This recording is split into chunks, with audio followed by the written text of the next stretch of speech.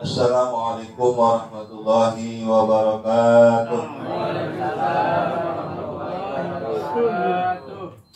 Alhamdulillahilladzi khalaqal mauta wal hayata liyabluwakum ayyukum ahsanu amala. Asyhadu an la ilaha illallah wahdahu la syarika lah wa asyhadu anna sayyidana Muhammadan abduhu wa rasuluhu la nabiyya ba'dah. Allahumma shalli wa sallim ala sayyidina Muhammad ibn Abdullah wa ala alihi wa sahbihi wa man tabi'ahu amma ba'du. Qala Allah Ta'ala fil Qur'anil Karim wa huwa asdaqul qailin, kullu nafsin dha'iqatul maut wa innama tuwaffawna ujurakum yawmal qiyamah faman zuhziha 'anil nari wa udkhilal jannata faqad faz wa mal hayatud dunya illa mata'ul ghurur. Wa qala ta'ala aidan kullu nafsin dha'iqatul maut wa nabluukum bisyarri wal khairi fitnah wa ilaina turja'un. Wa qala an-nabiy sallallahu alaihi wasallam al-mautu jisrun yusirul habib ilal habib. Sadaqallahul azim wa sadaqa rasuluhun nabiyul habibul karim wa nahnu ala dhalika minasyahidin wa syakirin alhamdulillahi rabbil alamin. Ma'asyiral muslimin jamaah ta'ziyah yang semoga senantiasa dirahmati dan diberkahi oleh Allah Subhanahu wa taala. Teriring doa semoga yang hadir pada kesempatan malam ini kiranya Allah panjangkan umurnya dalam keadaan sehat walafiat. Yang sama kita hormati ada Mukarram Ustaz Fuad, Mukarram Ustaz Saiful, Mukarram Ustaz Saifuddin, Mukarram Ustaz Mansur, dan juga ada Bapak Wawan, dan juga ada Bapak RT kita Bapak Riyad, serta yang sama-sama kita hormati keluarga besar Haibul Musibah, yaitu keluarga besar dari Bapak Suyitno dan juga putranya yaitu Ade Sumarno. Semua yang hadir dan juga keluarga yang besar di sini kita doakan semoga Allah SWT beri kesabaran dan ketabahan di dalam menerima musibah ini. Amin ya Allah ya Rabbal alamin. Para jamaah sekalian, tadi saya sudah menyampaikan ayat Allah yang berbunyi kullu nafsin dha'iqatul, yang bernyawa pasti akan mengalami yang namanya kematian. Kemudian dilanjutkan sama Allah, faman zuhziha 'anil nar, barang siapa yang diselamatkan sama Allah dari neraka, wa udkhilal jannah, dan dimasukkan ke dalam surga, faqad faz, maka dia sungguh mendapatkan satu keuntungan. Tuh. Jadi intinya bahwasanya setiap yang bernyawa, baik itu manusia, hewan, jin maupun malaikat, pasti mengalami yang namanya kematian. Hanya satu yang tidak mati, yaitu Allah Subhanahu wa ta'ala. Hayyun daimun la yamut, yang hidup, yang kekal, yang tidak mati, hanya Allah Subhanahu wa ta'ala. Kenapa? Karena beliau adalah Khaliq, yakni pencipta kita, pencipta seluruh jagat raya ini. Sementara selain daripada itu, termasuk kita ini adalah makhluk, artinya ciptaannya, ya, yang pasti bakal mengalami kematian. Namun para jamaah sekalian, kematian bagi kita orang beriman, nah ini adalah sebuah kesenangan. Jangan dianggap sangat menyeramkan atau takut ya sama mati. Memang ada yang takut sama mati, ada? Ya, jangan takut sama mati. Kenapa? Al-maut lil mu'minin rahatun. Kematian bagi orang beriman satu keenakan, satu kesenangan yang diberikan oleh Allah Subhanahu Beda dengan orang kafir, Pak. Walil kafiri azab. Bagi orang kafir yang gak percaya sama Allah, yang gak mau tunduk patuh kepada Allah, yang gak beriman kepada Allah, maka kematian itu menjadi satu azab bagi mereka, siksa bagi mereka. Bahkan kalau kita baca dalam Al-Quran itu, pada saat mereka mau dimatikan saja, masih di atas balik tuh, itu udah dicambukin. Wa yadrubna wujuhahum wa adbarahum. Malaikat-malaikat pada gemes banget Pak sama mereka, orang-orang kafir. Iya, udah dicambukin, mukanya juga. Cuman kita nggak tahu, nggak ngelihat keluarganya, nggak ngelihat semua. Karena ngelihat ya pada ketakutan orang akhir ya. Masya Allah. Artinya apa? Dari di atas baliknya aja, di atas tempat tidurnya aja, mereka sudah apa? Disiksa sama mereka. Belum lagi nanti ketika masuk ke dalam kubur, Masya Allah. Begitu seterusnya. Tapi orang beriman apa? Nih kata Nabi, la yakhruju ruhul mu'min hatta yara maq'adahu minal jannah. Tidak akan keluar ruhnya orang beriman dari jasadnya ini sehingga dia diperlihatkan dulu tempatnya di dalam surga. Masya Allah. Diperlihatkan. Kalau sekarang kan ada handphone Pak, gambar kita bisa lihat, ya video kita bisa lihat, betul? Nah malaikat ini Allah SWT yang membuat itu tayangannya lebih jelas lagi, lebih jantak lagi. Ya, diperlihatkan oleh malaikat. Nih, fulana, wahai fulan, nih tempatmu di sini nih, di surga. Masya Allah. Girang, senyum. Ya kan bergembira. Betul nggak? Beda dengan orang-orang kafir. Ketika diperlihatkan dulu sama Allah, la yakhruju ruhul kafir hatta yara maq'adahu minan nar. Tidak akan keluar ruhnya orang kafir itu sehingga diperlihatkan dulu tempatnya di neraka. Maka matanya pada melotot, Pak. Mulutnya mangap, matanya melot, ketakutan. Saking seremnya seperti itu, akhirnya mau begitu. Ada yang Pak matanya itu kalau bisa ditutup Pak. Saking apa ya itu ketakutannya begitu dasar. Akhirnya solusinya supaya agak serem dipakai kacamata hitam. Iya dipakai kacamata hitam mayat ya, supaya matanya ketutup. Padahal matanya melotot begitu ketakutan. Subhanallah. Ini nasihat kematian ini buat kita Pak. Ya. Kita kan lagi nunggu ini. Ya. Lagi nunggu panggil dan nunggu antrian. Subhanallah. Benar. Siapa yang dapat nomornya antriannya duluan, ya pulang duluan walaupun dia lebih muda. Betul nggak? Bukan dari abjad, bukan. Dari siapa yang dulu ngambil nomor, kayak kita ke puskesmas, betul nggak? Siapa yang paling dulu dapat nomor, mau yang tua, mau yang muda, ya dia dulu yang dipanggil, betul? Nah kemarin tuh anaknya Pak Haji Abud, umurnya baru 30 lebih. Ustaz Habib mana lagi dibutuhkan apa pimpinan pesantren, lagi bikin cabang juga di Jonggol dan sebagainya. Subhanallah, baca Quran, muridnya banyak. Pulang duluan. Ini kong Ramli yang udah tuh, nggak ada santrinya, ya kan? Nggak ditukar sama ini, bener nggak? Kalau bisa ditukar kan bisa negosiasi, udah honor hak yakin di sana loh. Dia nggak ada yang perluin di sana, betul nggak? Ya cuma masalahnya tadi, ibarat kayak orang ambil karcis, siapa duluan yang datang, biar muda ya biar tua, dan dipanggil duluan dia. Itulah yang namanya kematian.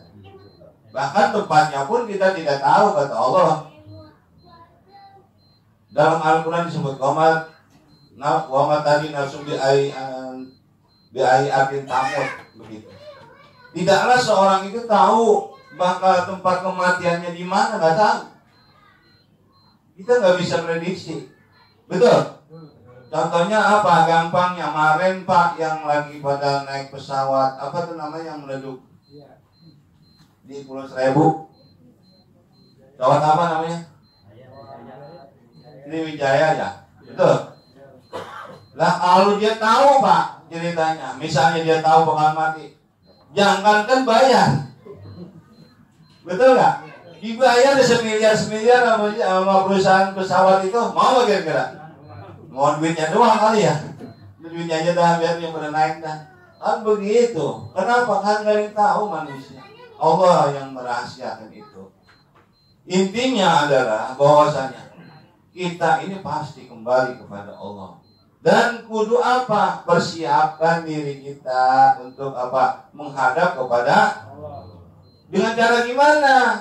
Yaitu berbekal amal yang baik, amal yang soleh. Kata Allah bagaimana dalam Al-Quran? Faman kana yarju liqa'a rabbih falyamal amalan sholihah wala yusyrik bi ibadati rabbih ahada. Ya, yang ingin menghadap kepada Allah, yang ingin bertemu kepada Allah di dalam surganya, falyamal amalan sholihah, hendaknya dia mengamalkan pekerjaan yang baik-baik saja.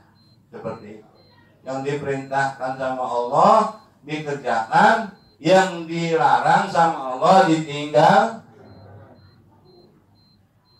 Tapi kata Nabi begini Pak, saya di zaman ala ummati yuhibbuna khamsan wa yansawna khamsan. Pada saatnya nanti, ini Nabi dari 1400 tahun yang lalu udah memberikan satu gambaran, umatku ini akan terserang 5 cinta kepada 5 hal dan melupakan yang lain. Cinta apa? Cinta dunia, dia melupakan akhirat.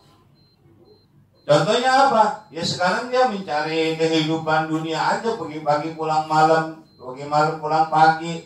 Ya, kemudian apa? Tanpa memikirkan lagi kehidupan akhirat. Udah yang sholat ke masjid aki-aki aja dah. Yang pada nganggur, gue mau lagi sibuk ini ya, nyari duit. Ya, bayang kagak, ketinggalan mulu, seperti itu. Ya, kemudian puasa, apalagi lapar, ya haus. Ini kan jam 9 udah ngopi, ya kan begitu. Oke, dipengen hordeng lagi itu warteg. Malu lagi. Ya Allah. Ya seperti itu. Jadi nggak ikutin perintah Allah, terus dia cinta dunia. Nah, contohnya juga banyak dalam hal pendidikan aja sekarang. Dalam satu kampung aja nih Pak, anak udah istilahnya ratusan, mungkin lebih daripada 1000 juga ada. Tapi yang pesantren, yang cinta kepada agama, cinta akhirat, berapa orang kira-kira yang mondok pesantren? Ya kan? Itu kan menandakan apa? Cintanya kepada dunia mereka. Ya, udah sekolah toh, apa yang udah pesantren ngaji, terus lo nggak bisa kerja, lo mau ijazah dan sebagainya. Masya Allah, itu kata orang-orang yang beriman tuh. Insya Allah kalau orang-orang yang beriman kepada Allah, rezeki mah nanti Allah Subhanahu Wa Taala yang ngatur, betul? Kadang-kadang udah sekolahnya tinggi, udah S1, S2, S3, jadi tukang gojek online, ya, betul nggak? Kelamar sana lamar sini, gak ada yang diterima, akhirnya Masya Allah, nauzubillah min dzalik. Ini ada yang nggak sekolah Pak, jadi bos besar, kalau baru kelas 3 aja udah berhenti, karena nggak ada biayanya. Tapi kalau Allah takdirkan dia jadi bos besar, lah ada Pak, bener nggak? Itu kalau nggak percaya lo bos aja dia lihat no. Dia nggak sekolah itu nggak makan bangku apa? Bangku sekolah aku aja nggak habis dimakan. Kalau sekolah, tapi Allah berikan apa? Nikmat rezeki yang luas itu. Akhirnya apa? Jadi bos besar, Masya Allah. Seperti itu. Kembali kata Nabi, orang umatku cinta dunia, melupakan akhirat. Padahal tadi kan wamal hayatud dunya illa mata'ul ghurur. Kehidupan dunia ini tipuan yang memberdayakan. Jangan dianggap orang yang punya mobil, yang punya gedung mewah, bukan semua senang, bahagia. Oh enggak. Bahkan kadang-kadang dia itu lebih sulit daripada kita, pikirannya lebih banyak daripada kita. Ya utangnya kadang-kadang lebih banyak, lebih gede dan sebagainya. Tidur aja kadang-kadang susah. Minum obat dulu kan, minum obat tidur. Betul ya? Oh kita kan senderan dikit. Apalagi di masjid. Biasalah. Asal ke masjid aja tidur. Dari rumah masih apa tuh rumah mandi dan sebagainya. Sampai depan di masjid aja baru komat, ya kan, baru mau apa khutbah. Pura-pura merem dah, nggak ada yang pulas. Subhanallah. Ya, cinta dunia melupakan akhirat. Padahal kata Allah, wal akhiratu khairun wa abqa. Negeri kita akhirat itu lebih baik dan kekal selama-lamanya. Dunia dia jadi orang kaya, jadi bos dan sebagainya, paling dia umur 100 tahun. Ya, sekarang yang 100 tahun ada nggak? Udah nggak ada nih, Kong Romli berapa nih baru? Tuh, baru 76. Ya, udah. Kita doain supaya panjang umur. Lah iya, 76 baru. Nah 100 tahun masih 20 berapa lagi? 24 lagi, masih jauh ya. Nah, ya seperti itu. Subhanallah. Jadi artinya apa? Dunia ini nggak ada. Kalau dibandingkan dengan kehidupan akhirat yang dikatakan ka'al bisanati mimma ta'udun 1000 tahun dunia, 1 hari di akhirat. Subhanallah. Jadi kalau kita hidup di dunia 1000 tahun nih, kayak Nabi Nuh yang kurang 50 tahun, 900 tahun, itu cuman bandingannya cuma 1 hari di akhirat. Saking apa? Akhirat itu negeri yang sangat nanti begitu dahsyatnya untuk kenikmatannya, dahsyat juga untuk siksaannya. Ya, jangan dianggap itu apa ya, ramalan. Jangan. Itu kan ramalan itu akhirat. Ustaz aja belum ke sono. Lah iya Ustaz belum mati. Ustaz aja belum mati, belum pernah ke sono. Betul ya? Itu kan akhirat, negeri yang gaib. Artinya apa? Negeri yang gak kelihatan.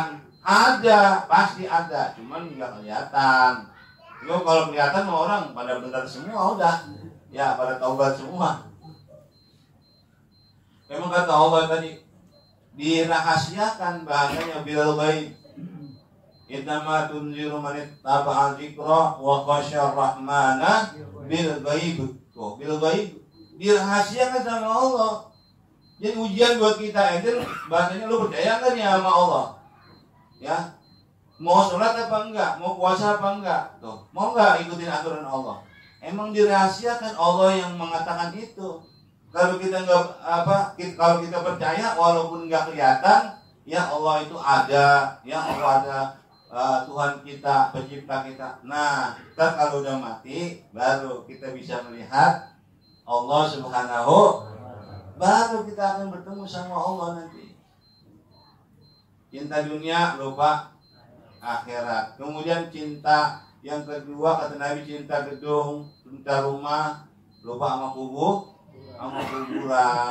Itu rumah kita yang abadi itu. Ya, dikatakan yang SS berapa? Susah, sangat susah untuk selonjoran aja susah. Ya, itu rumah kita yang dikatakan yang paling serem itu tuh. Rumahnya kegelapan, rumahnya tempat ulat, cacing dan sebagainya, masya Allah, tempat yang sunyi dan sebagainya, sendirian. Sayyidina Utsman ya radhiyallahu itu kalau lihat kuburan nangis Pak. Kalau lihat kuburan nangis, kenapa? Kata dia, kalau di dunia kita banyak teman, banyak keluarga, di akhirat juga nanti banyak, tapi di kuburan, dalam kuburan sendiri-sendiri dia. Makanya sangat, kalau melihat kuburan sangat takut. Nah, Nabi mengajarkan apa? Supaya kita baca doa kalau lewat kuburan. Di antaranya Allahumma inni a'udzubika min azabil qabri wa azabin min nari. Allah, selamatkan aku daripada azab kubur dan daripada neraka. Kenapa? Itu Pak, kubur itu menjadi lubang pertama, yaitu penyiksaan dari neraka bagi orang yang ahli maksiat, bagi orang-orang kafir. Nah, kalau orang yang beriman, nih kayak ibu almarhum Ibu Ida binti Bapak Nasib, saya yakin kuburnya dijadikan taman surga sama Allah Subhanahu wa taala. Kenapa? Karena memang begitu janji Allah. Ya, orang-orang yang beriman kepada Allah, walaupun nggak ngeliat, bahasanya Allah nggak bisa dilihat, tapi kan tanda-tandanya banyak. Apa? Matahari, bulan, bintang dan sebagainya, laut, gunung, itu kan menunjukkan ada yang menciptakan, yaitu Allah Subhanahu wa ta'ala, diutusnya Al-Quran, diturunkan Al-Quran, diutusnya para nabi dan sebagainya, itu menjadi bukti kebesaran Allah Subhanahu wa ta'ala. Nah, kita kudu percaya. Nah, kalau orang-orang yang percaya nih, kayak almarhum ini, kan almarhumah, Masya Allah, insya Allah kuburnya sudah dijadikan taman surga oleh Allah Subhanahu wa ta'ala. Terus yang ketiga, cinta kepada harta tanpa ada memikirkan apakah itu halal, haram, pokoknya disabat terus. Yang penting dapat duit, ya. Terus kemudian yang keempat kata Nabi, cinta kepada keluarganya, tapi dia merupakan bidadari yang udah disiapkan sama Allah Subhanahu wa ta'ala, yang begitu indahnya, begitu cantiknya. Siapin Pak, benar sama Allah bidadari. Terus cinta sama nafsu, hawa nafsu, yang melupakan Allah Subhanahu wa ta'ala, yang ikutin hawa nafsu terus. Contohnya apa? Entar aja, itu enggak. Giliran waktu sholat, contohnya seperti udah azan, entar aja, kata nafsu, entar aja. Asal komat, ya. Udah komat, kata nafsu nih, udah entar aja, baru komat. Begitu seterusnya. Ya, udah salat udah dilaksanain, udah entar belakangan. Nafsu, ya, hawa nafsu diikuti terus. Tuh kata Allah apa? Wa amma man khafa maqama rabbih wa nahan nafsa 'anil hawa fa innal jannata hiyal ma'wa. Siapa yang takut kepada Allah dan menahan hawa nafsunya dari yang dilarang sama Allah, maka dia tempat kembalinya yaitu surga ma'wa. Artinya apa? Kalau di tempat yang diperintah sama Allah, dia datang. Tuh. Jadi walaupun tadi nafsu dia pengen bahasanya ngorok terus, pengen tidur, apalagi musim hujan, dipanggil sama Allah untuk sholat subuh. Ya, kalau dia ngikutin hawa nafsunya, kira-kira dia datang ke masjid apa narik selimut lagi tuh? Makin kecil badannya, muntah, yang ringkuknya seperti itu.